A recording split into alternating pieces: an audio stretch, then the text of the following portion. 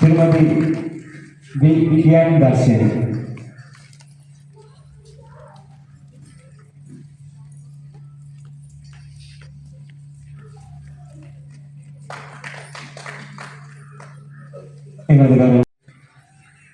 தொடர்ச்சியாக இந்த நிகழ்வில் நினைக்கின்றேன்.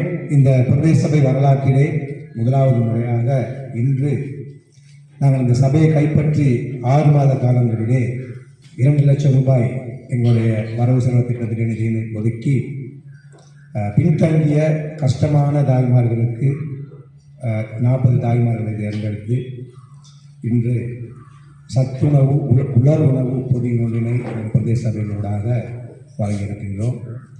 இதற்கு ஒத்துழைத்திருக்கின்ற எனது கௌரவ பிரதேச சபை உறுப்பினர்கள் அனைவருக்கும் இந்த சந்தர்ப்பத்திலே நன்றி கூறிக்கொள்வதோடு என்னுடைய செயலாளருக்கும் நன்றி கூறிக்கொள்ள வேண்டும்.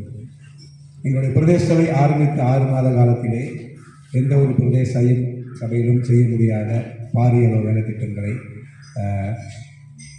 செய்திருக்கின்றோம். அண்மையிலே வரலாற்றிலே சாமிமலை பிரதேசத்துக்கு அபிவிருத்தி வேலைக்காக 7 மில்லியன் ரூபாய் 70 லட்சம் ரூபாய் நிதியை கற்றுக் கொடுத்திருக்கின்றோம்.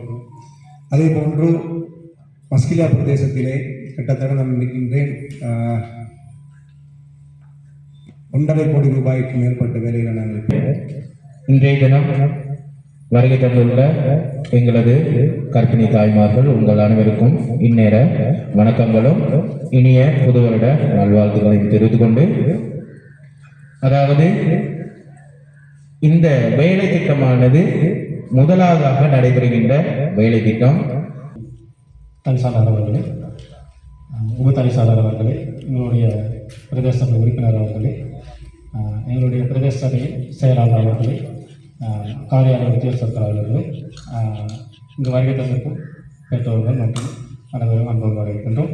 மஸ்கிலியாவில் இந்த வருடம் ஆரம்பித்த முதலாவது நாளிலே ஒரு நல்ல வேலையை எங்களுடைய பிரதேச சபை செய்து கொண்டிருக்கின்றது. ஆரோக்கியமாக வாழ்வதற்கான உங்களது பிறகு முன் எல்லாரும் வளர்ந்த பிறகு தான் அந்த குழந்தையை படிக்க வச்சு ஸ்கூலுக்கு அனுப்பி அதுக்கான உதவி செய்வாங்க.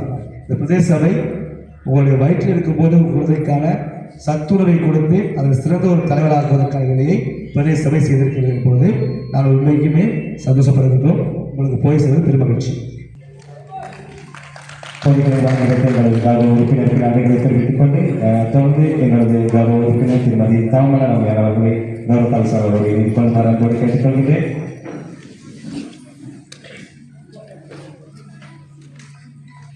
திருமதி கே யுகதர்ஷினி அவருக்கான பொருள் கேட்டுக்கொள்கிறேன்.